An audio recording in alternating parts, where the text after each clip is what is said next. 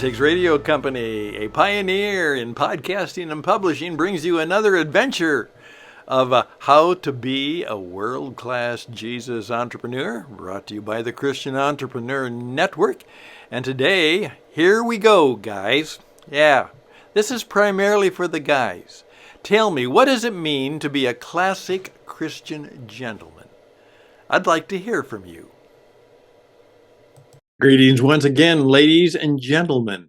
And it's primarily gentlemen today. Hi, this is Stan the Radio Man, and I'm one of the leaders, founders, and chief recruiters of men and women who want to be a part of the Jesus Entrepreneur Experience, the Christian Entrepreneur Network. And our motto is, how can we be a Jesus entrepreneur?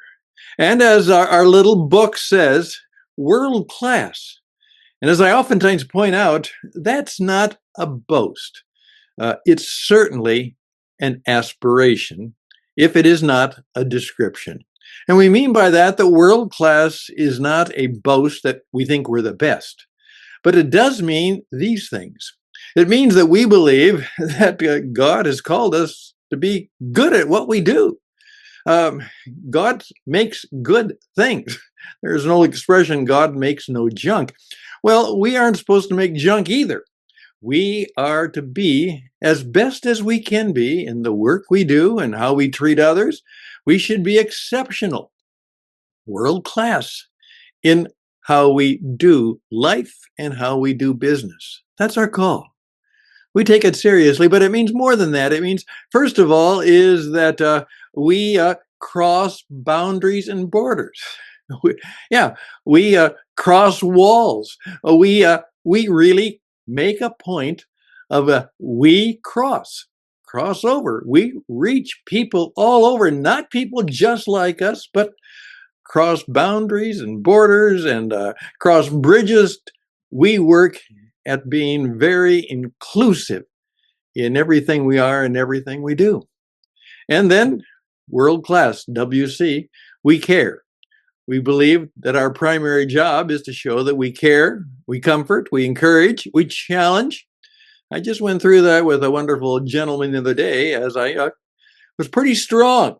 And I asked permission to challenge him, and it was a pretty tough challenge.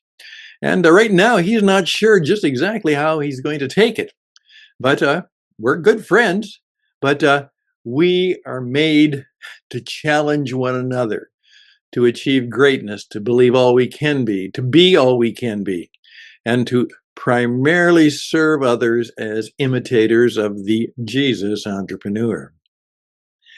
Our first lesson as we start this new session was that proverbial question. Are you living the life you want, or are you just living the life you got? If you're just living the life you got, would you like to try and live the life you want? And by the way, what is that life that you might want? One of the things Jesus often wanted to say to the people who were following, and he said, or inquiring or seeking something, he said, what do you want? What do you want? That's a question that very few people really can answer quite well. As we point out, only about 3% of the population really knows who they are and what they want and what they're hoping to achieve in their life. And we'd like to help you become one of the 3. That was that question. Last week, my good friend and kind of partner in this thought work was Tim Hoerr, who is one of the founders and leaders of a small but growing and very effective venture capitalist fund that helps fund entrepreneurs and small business people so that they can go and grow and make their mark in the marketplace. And he pointed out that it's all about risk. That's the big word, the R word. Now, we have the word redemption. We have the word rescue. We have the word release. All of those are good words, but there is also that word which we must embrace. If we want all of the other R's, we must take a risk. We must be people of faith, and that's vital. learning how to deal with the vagaries and the challenges and the fear that goes into risk taking is fundamental to what we do. And by the way, a lot of this can be summarized because you see my little poster here in the new What It Takes radio studio is the cover for our little book, which you can get. It's on Kindle. And just go to Kindle and go to How to Be World-Class Entrepreneur, How to Be a World-Class Jesus Entrepreneur. And we'd be grateful for your $5 contribution to get a Kindle copy of that book. Here we go. This struck me, has struck me for some time. What does it mean, or what would it mean? And now I'm obviously speaking mostly to men, but women, ladies, I would love your contribution to this too. What does it mean to be a classic Christian gentleman? Not just a male, not just a man, not just a real man, but what does it mean to use that old-fashioned term, gentleman? There are about 2 or 3 men who I know who good friends who passed away in the last few years. And when we were going around and giving tributes to them, I used one of my highest compliments. And I would say that they are the exceptional example of what it means to be a Christian gentleman. And there were some very good reasons why I said, not just a good man, but a Christian gentleman. Now, my question to you today is, what does that mean to you? Yeah, you can be good, you can be kind, you can be gracious, you can be all kinds of things, but is there a special meaning that goes into being a classic? And that means that it has roots in traditions. Do gentlemen tend to be people who have a sense of tradition?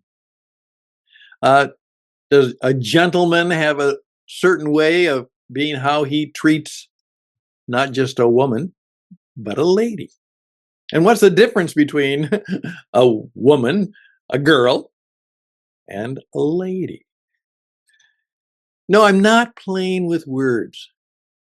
It sounds that way. But what I'm doing is trying to say to us, what do you want to be? Now, I have a good friend who is doing a lot of exploring because he's made a lot of money and now he wants to have a new venture in life.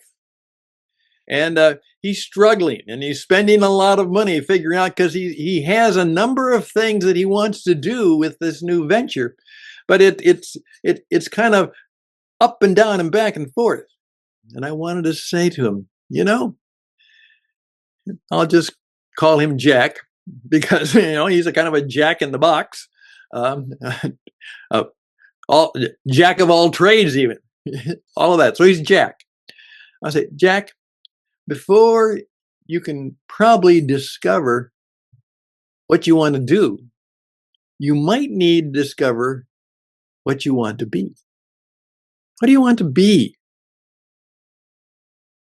Once you discover what you want to be, it might be much easier to discover what you want to do. And so I leave that with you today. First of all, I want you to reach out to me because I would very much like to help you. I've got 35, 40 years of business performance coaching. That's right. I'm a business performance coach. And that's a different than a consultant or just a regular coach, business performance coach. And by the way, everybody has a business and everybody is in business.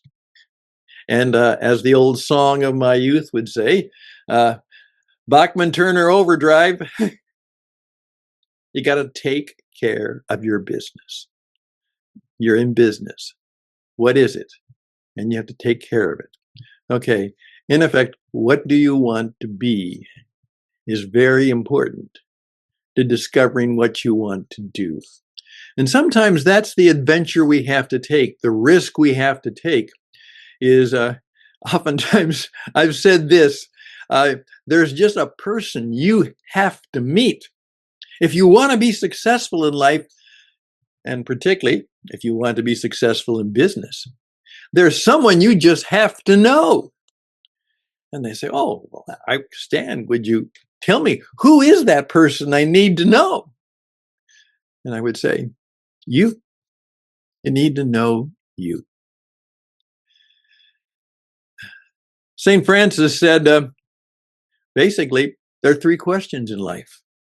And the answer is changing all the time in terms of you. Right now, who is God? Who are you? And now, what should you do? Who is God? People say God never changes. Well, true. But he does change how he comes to you and how he may challenge you, because I believe God has special purposes, maybe even plans, and special wisdom for every person. And what he has for me and what he wants for me may be totally different from you. So, who is God right now? What is God doing in your life right now? Who are you right now? And what do you want to do? Before you do anything in life that will matter, make sure it matters. A lot of things I do probably don't matter. They're just recreation or fun or pleasant, or all good things. But something that really matters, you might want to be asking that question. By the way, How to Be a World-Class Jesus Entrepreneur describes what our program is all about. It's a small, easy-to-read book. It's real small. You can read it probably in about an hour. You'll be done with it. But it'll be very, very useful. If you want to know more, just reach out to me at stan@witradio.net. I'm the radio guy. That's my primary business. I'm in radio. I'm teaching men and women around the world how to use the modern streaming media, podcasting, video. I've done that most of my life, 45 years, and I'm pretty good at it by now. So I can help you do exactly what I'm doing. Be behind your own golden microphone in your own little, perhaps make-believe studio, and I can reach the world with a simple microphone, my computer, and the new modern media, just as I'm reaching you right now. So all the best and blessings to you. Stan@witradio.net. Think about that, and we will continue the discussion. In fact, I'm going to ask some people to come in and help us with that discussion. And ladies, maybe you'd like to send some information too. What does it mean to be a classic Christian gentleman? What does that mean? I'd love to hear from you. All the best and blessings as you go through the rest of the week. Till next time, I'm Stan, the radio man, saying bye for now.